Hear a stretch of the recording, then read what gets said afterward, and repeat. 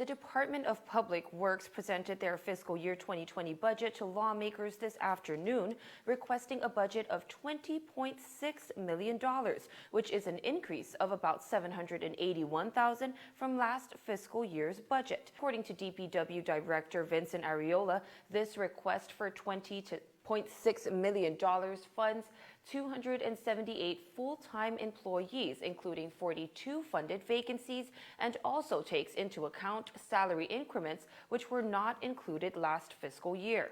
Also, during the budget hearing, Arreola explains that salaries are DPW's largest cost category, which is also about 70% of overall operational costs.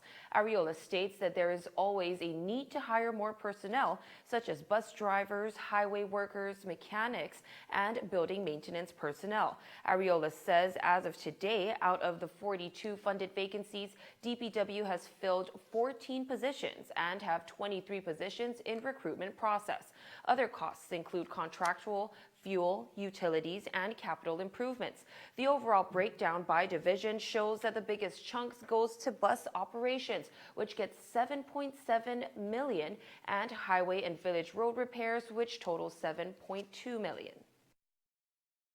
With regard to our operational needs, DPW's FY 2020 budget is essentially a status quo level, which is sufficient to meet current operations based on our department's mandates for this fiscal year.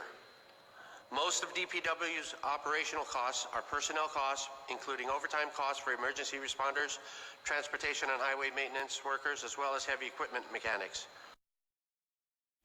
The two local funding sources for DPW include the GUAM Highway Fund and the Territorial Educational Facilities Fund, but Arreola says his team will be taking a look at other funding sources, such as federal grants. At the end of the hearing, St. Augustine asked Arreola to re-evaluate their current budget request and asks to provide a supplemental budget request to include other much-needed repairs to roadways.